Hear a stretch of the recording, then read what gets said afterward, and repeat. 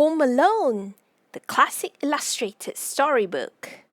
'Twas 3 nights before Christmas, and the McCallister family was getting ready to leave for vacation.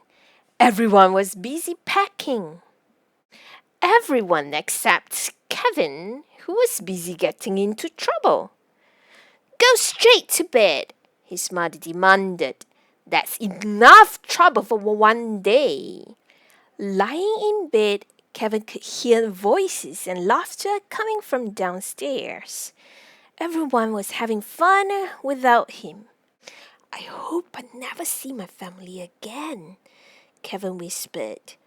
"I wish I was home alone." The next morning, the house was very, very quiet. No one was shouting. No one was running around. No one was telling Kevin to hurry up and eat his breakfast. No one was home. Finally, Kevin realized what had happened. "I made my family disappear!" For the first time ever, Kevin had the house all to himself. He raced up and down the halls. He jumped on all the beds. He ate a giant ice cream sundae for breakfast. After watching hours of television, he searched through his brother's private stuff and rode a toboggan down a giant mountain. He even tried his father's aftershave lotion. This was not a good idea. It stings. But sometimes it was scary to be all alone. Kevin was especially afraid of his next-door neighbor. Old Man Marley was the scariest person who lived on their block. And that night, Kevin heard whispers outside the living room window. Burglars were snooping around his house. "You see," Marv said, "most of the houses on this street are empty. Everyone is away for the holidays." "Perfect," Harry said. "We'll come back tomorrow night and steal everything." Kevin was so scared. He dialed 911, but the telephone didn't work. The wires had been damaged in a snowstorm.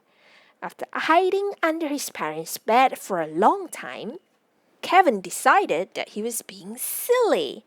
Only a wimp would be hiding, and I can't be a wimp. I'm the grown-up of this house, and I need to act like one. The next day was Christmas Eve, and Kevin had plenty of grown-up work to do. He walked to the grocery store and bought food. He put his clothes in the washing machine. He decorated a Christmas tree, and he hung Christmas stockings for his parents and brothers and sisters. "I miss you guys," he whispered. "I wish you would come back." Kevin's family always went to church on Christmas Eve, so that's what Kevin did too. After the service ended, he saw his scary next-door neighbor, Old Man Marley, sitting nearby. "You don't have to be afraid," Mr. Marley said. "The kids in the neighborhood have lots of spooky stories about me, but they're not true." After they talked for a while, Kevin realized that Mr. Marley was in fact a very nice man. "Are you visiting anyone for Christmas?" Kevin asked. "No," Mr. Marley said. "I miss my family and I'd like to see them. But my son and I are fighting. I said some angry words that I didn't mean." Kevin knew exactly how Mr. Marley felt. Kevin remembered wishing his family would disappear, but he hadn't really meant it. "You should try talking to your son," Kevin said. "Maybe I will," Mr. Marley said. When Kevin left the church, it was already dark. Burglars would be coming soon. He ran all the way home. Kevin made a plan that was full of booby traps. He scattered toy cars and smeared tar on the basement steps. He made a big pile of feathers and hid sharp ornaments under the window sills. He sprayed water on the front steps and tied paint cans to ropes. He stretched a tripwire through the hallway and built an escape route to his treehouse. At 9 o'clock, Marv and Harry returned to the McCallisters' house, ready to steal everything inside. They didn't know that Kevin had sprayed water all over the steps, or that the water had frozen into slick, slippery ice. The burglars stumbled into all of Kevin's traps. Yuck! Yeah! Whoa! Ew! Marv and Harry slipped on the toy cars and were knocked over by paint cans. Kevin escaped through his bedroom window and ran next to his neighbor's house. Unfortunately, Marv and Harry were close behind. "Now I've got you, kid," Harry said. Mr. Marley arrived just in time. Whack! Whack! He bonked the burglars with his snow shovel and called the police. Then he brought Kevin home.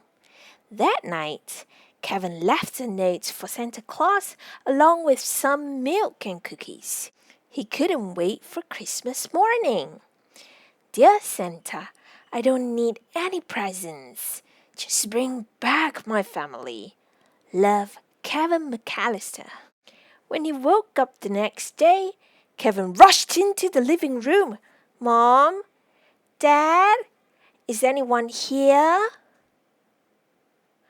No one answered him.